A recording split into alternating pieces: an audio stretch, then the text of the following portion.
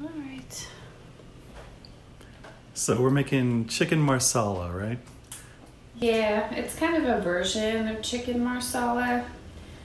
The first time I ever had chicken marsala was at this place in Seattle called Buca de Beppo's, and they had a really good chicken marsala, but it was with sweet marsala. So we like it kind of sweet, and we also like a lot of sauce. So I've kind of adapted the recipe to be mixed with chicken gravy mix so that it's got kind of a thicker sauce. And then I couldn't find sweet marsala, so I had to buy this marsala cooking line, which isn't as good, but it's good enough. You would want to drink it. So I've already got a bunch of thawed frozen chicken breasts, and then I just sliced them thinly, and now I'm seasoning them. Just some seasoned salt, dried basil, garlic powder, onion powder, pepper, and then we'll dredge it in flour and then pop it in the cast iron skillet, which I should start heating up so it'll be nice and hot. And this was actually my grandmother's, so it's been in the family for a long time. So I don't like to touch the chicken. I'm gonna make a mess here.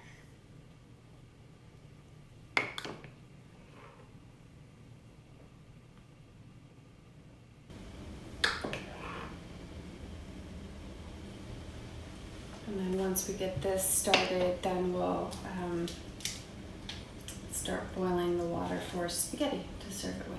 You're putting the flour on there to dredge the chicken in flour so it fries? Yeah, that way I'll put some olive oil in the hot pan, because you always want a hot pan with cold oil, and then you add a little bit of butter for flavor, and because if you put just butter, the butter's going to burn. The oil helps raise the smoking point of the butter because of all the fats in it. But that's what helps brown the chicken, is both the butter and the flour.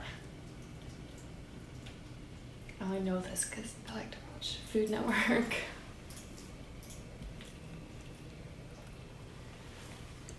So we'll do this in batches. If you just throw them all in at one time, it's not going to brown. It'll just steam. Well, we used to watch Food Network a lot more when it wasn't just game shows and competitions and stupid stuff like that. Yeah, for some, I don't like the competition shows. I like watching them actually cook, and I miss Emerald. Yeah. And I mean, I grew up watching Jacques Pepin and real PBS cooking shows. Yeah. Yeah, Julia Child, stuff like that. Frugal Gourmet. Oh yeah, the Frugal Gourmet. And then I forgot he used to come into my print shop when I worked in Seattle. He did? Yeah, he would come into the print shop all the time and print what? stuff. He would be working on his cookbooks, and he would come in to, I worked at this place called Swifty Printing, and he would come in all the time while I was working on the cookbooks and stuff. You know, he used to live up there. I forgot about that. I did too. I did too until just now. You're talking about that. My grandpa used to watch Frugal Gourmet. So did my mom. Yeah, I loved that show. He was like a Lutheran pastor, wasn't he? Was he? I can't remember. I think he was. Or Presbyterian. It's basically the same thing, right? Something like that. I forgot about that book. My mom used to read his cookbooks all the time. And my grandpa was always talking about the Frugal Gourmet. We should go look for his cookbook. And I was thinking about going on YouTube and like maybe trying to find some videos I forgot about it. Yeah, and then didn't he start making videos out of his home too? He had this cool kitchen. I think that was a studio. I think maybe it was one of the PBS studios out of, I don't know where it was. Was he on PBS? Yeah, it was on PBS. Huh. All the good cooking shows were on PBS. Like who else? Jacques Pepin? Well, Jacques Pepin was my favorite. I can't remember. And his daughter too, right? Yeah, his daughter was on the show. And then once Food Network came out, then I started watching Emerald, Rachel Ray. Yeah, and even those aren't on TV as much anymore. It's all these stupid game shows, and I mean, some of them are kind of cool to watch, but who cares who wins some competition? I want to see how you make the food and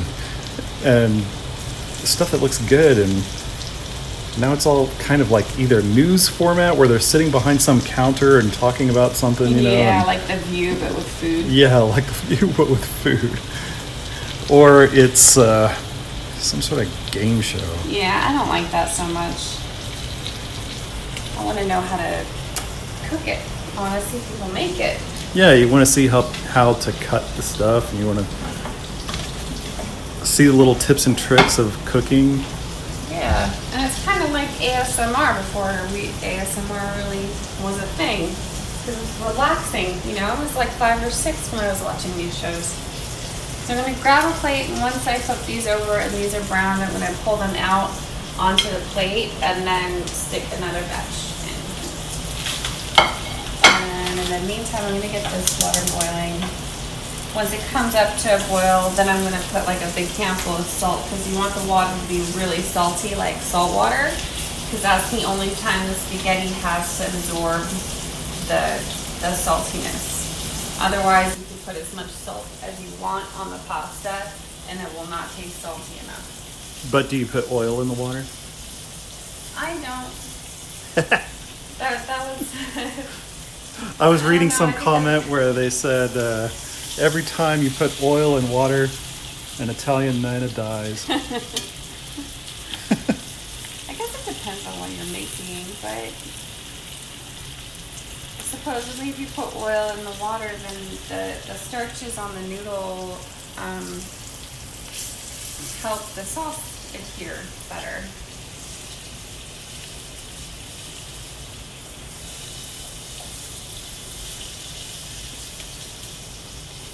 So, but you fry this up. You still got some chicken here left. Yeah, because I got a second batch that I gotta flour a little bit more here. Chicken. And what did you put on here? You put... So this is sweet and salt. I got dried basil, onion powder, garlic powder, and flour. My hands are clean. It looks so good with that crappy paper plate. Well, that way I can throw it away. It's less mess.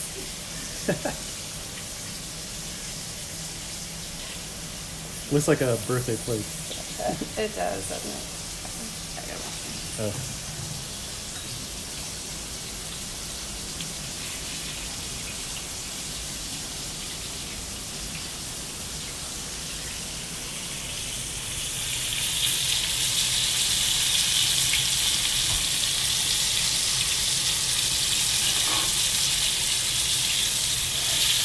These out,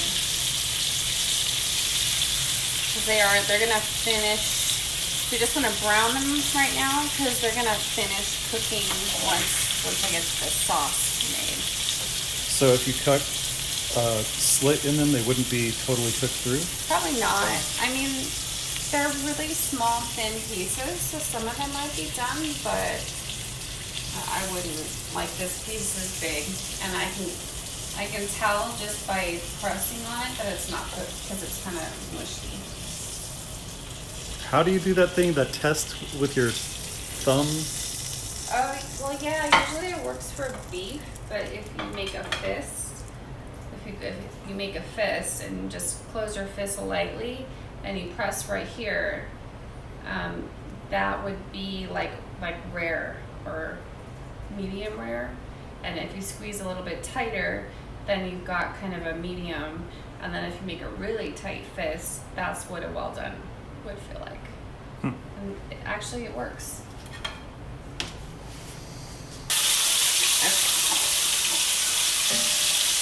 I think this looks done.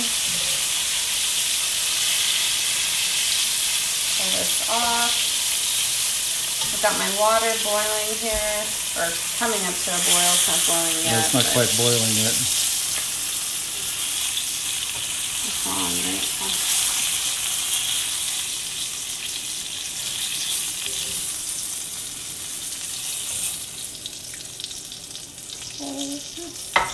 Side, and I've got my new KitchenAid. It matches, of course. I wanted a KitchenAid mixer for so long. Actually, Steve had bought me a red one, nice red one, a few Christmases ago, and She felt guilty about how expensive it was, so we returned it. because it was much more expensive than the gift I had gotten you. I don't even remember what I got you, but I just felt guilty for spending so much on just a mixer. But now I don't see how I could have lived without it for so long. I know, now you're always making desserts and bread. Yeah. I can't wait to show everybody the different things that we make. Yeah, stay tuned because we're gonna make Disney's beignets. Yeah, and a long time ago, Melissa and I, we both,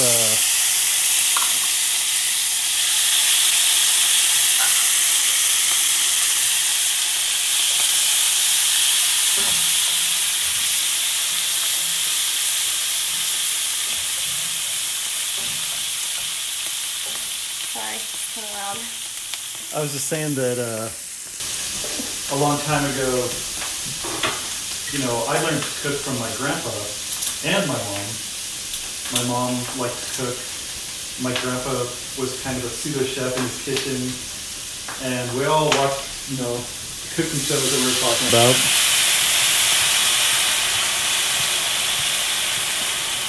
I usually use about half the bottle. He would have liked to have cooked with you, and so would my mom. Yeah. Both of them are gone now, but I never got to meet your grandpa. I think I would have liked.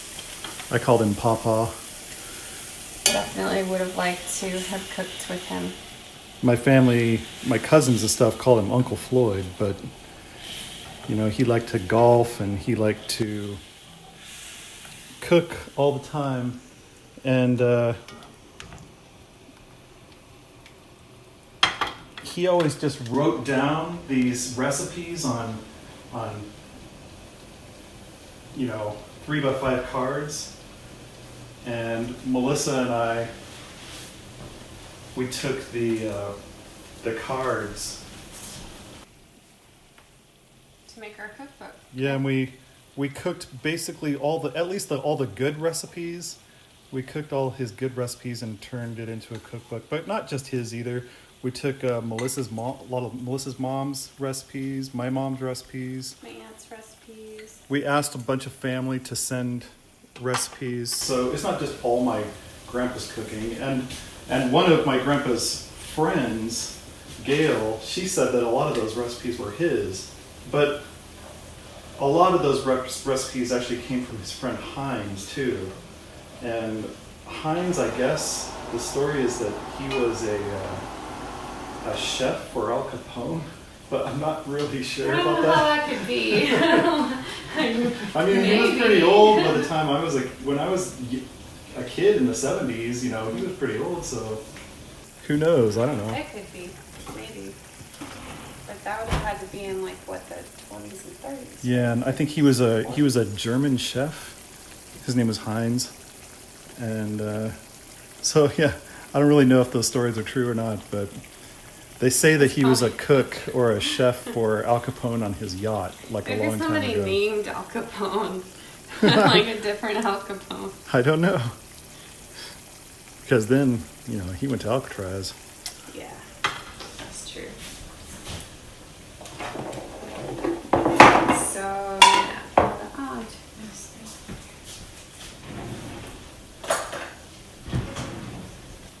yeah. It's gonna look like I'm adding a lot of sugar, but, well, I guess it kind of is a lot of sugar.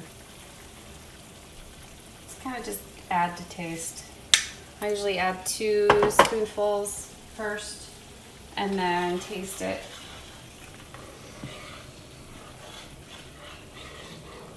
And the water's boiling here. So at this point, this is what I think would be the traditional marsala. So it's just kind of this wine sauce that's reduced. And you probably reduce it maybe even a little bit more, but this is probably more traditional. And you put like a pat of butter in it and swirl that around, and that kind of adds to the glossiness. It looks and smells so good. Most stores, you only see like one kind of marsala. And this is just, it's cooking wine, so it's got salt in it. Okay, so I'm gonna take these 2 packets of the chicken gravy mix, and you have to add it with cold water. If you just dump this in right now, it's gonna clump up. It won't make a gravy. It'll make a big chicken flavored seasoned dumpling. So calls for a cup of water per packet. And I'm just gonna mix it. So you gotta mix it with cold water.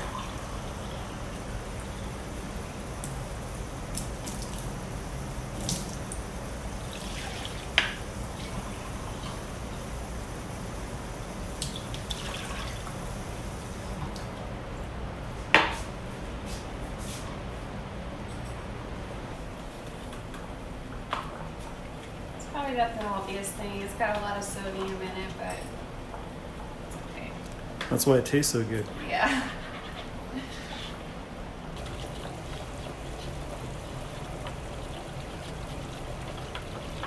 So I think I got most of the lumps out. I'm gonna add this here. That looks like a lot of thin sauce, but it's gonna really thicken up. It's gonna mess.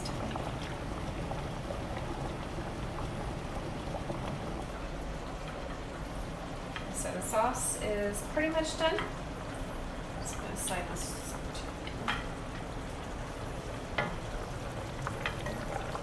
Oh yeah, the gravy thickened up a lot. Yep. That's why we have the gravy packets, because I like it thicker like this, especially when you eat it with spaghetti noodles. Because when you have it with just the marsala sauce, there's never enough. And it, you know, then you're just kind of eating plain spaghetti.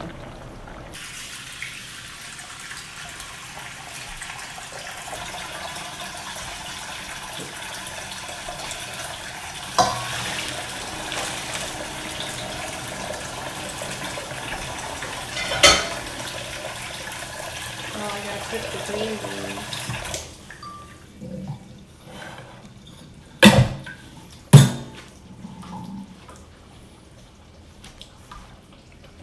Oh yeah, I just noticed what shirt you're wearing too. Yeah. You can't see, but shirt. Haunted Mansion. I won't strip for you. It's the what is she? The parasol lady, the tightrope girl with the parasol and the stretching fortress. Because that's my favorite ride, Haunted Mansion.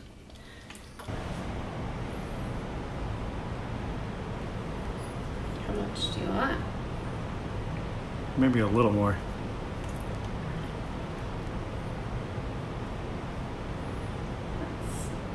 Too much? No. And then green beans? Mm-hmm. This one, vegetables.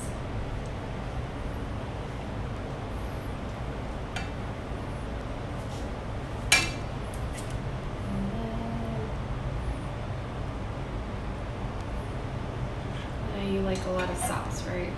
Yes, please. How much chicken? Like 3 little pieces? Like that? Sure.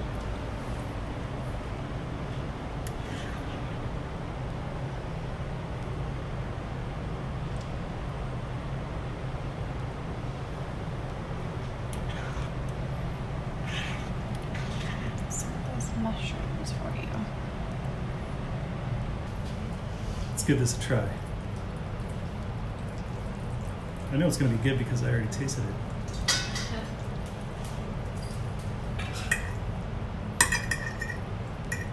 This is my only favorite anyway. How many pieces of chicken, Matt? So good.